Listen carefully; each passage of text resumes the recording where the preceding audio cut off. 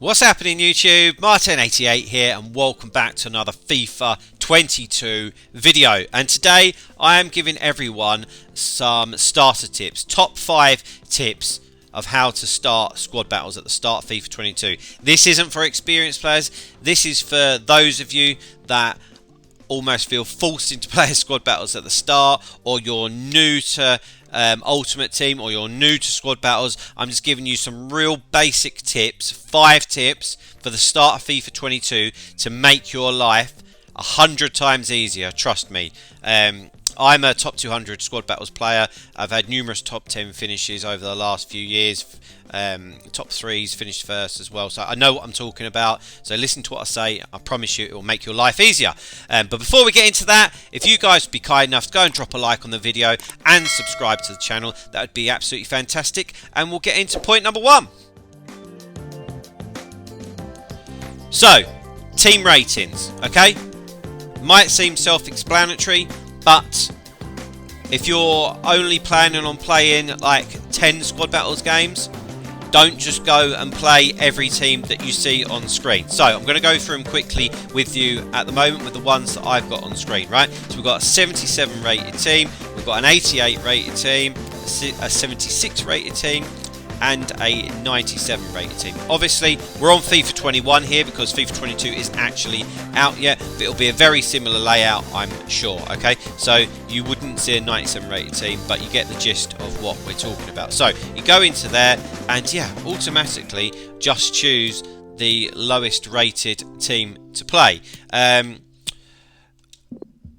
little point, to be honest, that I would say is that sometimes, and not very often, but sometimes the rating can be influenced by the bench. So you might say, like here, there's basically a silver bench, and actually the rating of that team would be a lot higher if it had a good bench, and vice versa. You might have a bronze team as the first 11, but actually the bench is filled with superstars, so it's always worth just looking at the team first. But point number 1, like I said, is before you just crack on with all your games, go and have a look at the ratings, because you can press refresh whenever you want. So if there's only one low rated team on there, feel free to go and skip on to the next ones if you're only planning on playing a few games. If you want to play all 40, then obviously you have to play all the teams that are in front of you. If not, that is the first big tip. Okay guys, right, point number 2 is chemistry, right? And that is something that some of you might understand, but a lot of you might not. And if you're new to the game, you probably don't understand it at all. Maybe not to the depths that you need to, or the difference it makes for squad battles, but I'm going to tell you. Right, so obviously you'll look at the rating, and then underneath that you can see chemistry. So the first team on screen right here is a 77 rated and 57 chemistry. What does that mean? In layman's terms, dummies terms, it means that the team isn't going to perform like a 77 rated team, and I'll show you why. Let's crack into it. So if we go over to, say, the right back of this team, who's actually a centre back, right, and we press the right analog stick down, his player will come up, right, and we go over to the attributes and we can see that he has 2 chemistry. This is obviously out of 10, as you know. And he's now got -11 stats, right? Which means that instead of being a 78 rated centre back, he now effectively is 67 rated, which is a massive difference. And so, as an example, his acceleration was 60, which is still poor, has now gone down to a 49, which is going to be candy off a baby, to be quite honest with you. And the reason that this is important is because it will allow you to know before you start the game how difficult it is going to be, right? Because if you've got players here with minus stats on them and their rating isn't very good, then you've got an idea that it's going to be a harder game, right? Whereas a team like this, although come FIFA 22, once we start, you won't have teams of rated 97, but it could be like an 86 or an 87 rated team. If you see that the chemistry is 100, you know that they are going to be playing at the top of the game, and they could even have plus chemistries, which happens if you go 5 or above. So it is worth checking that out before you go into the games, because like I say, you can cherry pick it if you only want to play 5 or 10 games, or even 20. Okay, so that's point number 2. Let's move on to point number 3, guys. Okay, point number 3, difficulty level. I hope you're still with me. If not, feel free to ask any questions in the comment section. But I'm just going to recap, because this flows in nicely to this point of talking about the difficulty level, right? So point number 1, we had the rating of the team. And point number 2, we had the chemistry, right? So basically, those 2 things are going to tell you how hard the game is going to be, right?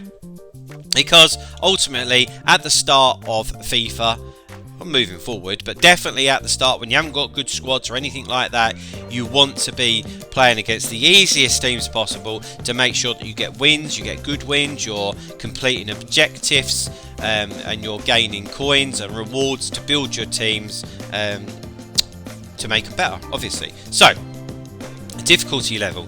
If we are on a team here, like the 77 rated 57, and we just press A or X on PlayStation, that will then take you to a loading screen which will help you decide what level you want to play your games on. Right, okay, listen to me right now. Nobody try it and play on Ultimate, okay? It took me probably till about March before I was at a position where I was capable of playing squad battles on Ultimate. You're not going to gain, you're not going to win, basically. It's just not going to happen at the start, so don't even bother. If you're an experienced player and you're pretty decent, by all means select Legendary, right? And definitely you can select Legendary if you was playing a team like this that has low chemistry and low rating. When you come up against the higher tier of opposition, feel free to notch it down to world class or even professional if you need to, because you want to be winning the games, right? You need to be winning the games for it to help you with whatever it is that you're trying to achieve. You might just be one of them people that is like, oh, I don't really want to play squad battles at all, but what I do want to do is get an Elite 3 finish, which is going to take me 10 games just to get a mega pack, 2 premium gold players pack and 12,000 coins. That's fair enough. You don't want to be slogging your guts out against a decent team on Legendary, do you? You might as well play against a couple of lesser teams that is just going to be a nice walkover for you, get the maximum points that you can, move on, press refresh, and it's done a hell of a lot quicker and a lot easier.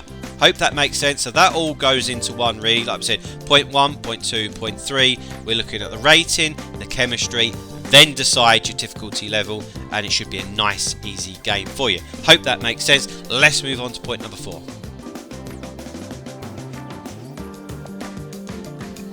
Point 4, formations and tactics of the AI, not your formation and tactics. Now, some of you might be, what are you talking about? Right, okay. You see on screen here, next to where it says rating and chemistry, we've got another separate section where in this case it says formation 3-4-3, and then below that it says balance attack, high pressure, width and depth.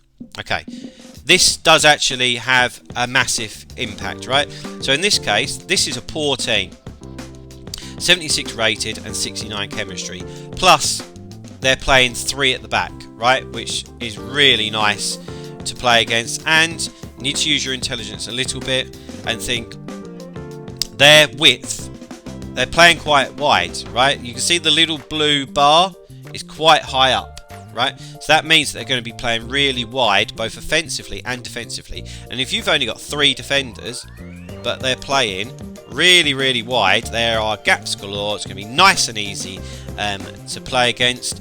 So again, feel free to go and play against that, specifically with the low chemistry and the low rating. You would much rather go and play against that than you would this 5-4-1 formation team that's 88 rated and 85 chemistry, because once you get to about 80 chemistry, they tend to all just have their level stats anyway. If it's 80, 85, 90, it might as well be 100, okay? So make sure you have a look at all the teams before you decide. It isn't automatically just the first 2 that are the easiest to play. If you went on this section here, we'd definitely play the first one. You would avoid the second one, but you would play the third one. And like I said, if you're not planning on playing all 40, you'd play them too. You'd go update opponents, and you'd press confirm, and we get a new set, and you move on from there. Already 2 opponents with 45 chemistry. Lovely jubbly. Hope that makes sense. Let's move on to point number 5. Point 5 is very, very simple. Score 5 goals. Okay? Don't worry about the rest of it. You're not trying to get first in the world or top 200. If you are, this is the wrong video for you. I'll be doing separate videos and stuff like that. But like I said, if you're new to Ultimate Team, or you're just somebody that just wants to play some squad battles games to get some rewards, and you want to do it as quick as possible, this has been the video for you, and scoring 5 goals will help you do that. Once you've selected the teams that you want to play against, just go and beat them 5-0. That will give you the maximum amount of points, which means that you can achieve what you want to achieve in the least amount of time, which is ultimately what it's about. You don't want to have to spend an extra half an hour or hour playing games because you've been mucking about and, you know, not doing what you need to do. And you might not be aware of that, but yes, win the game 5-0 will give you the maximum amount of points to achieve what you want to achieve. So, guys, that's my 5 top tips for starting squad battles in FIFA 22 Ultimate Team.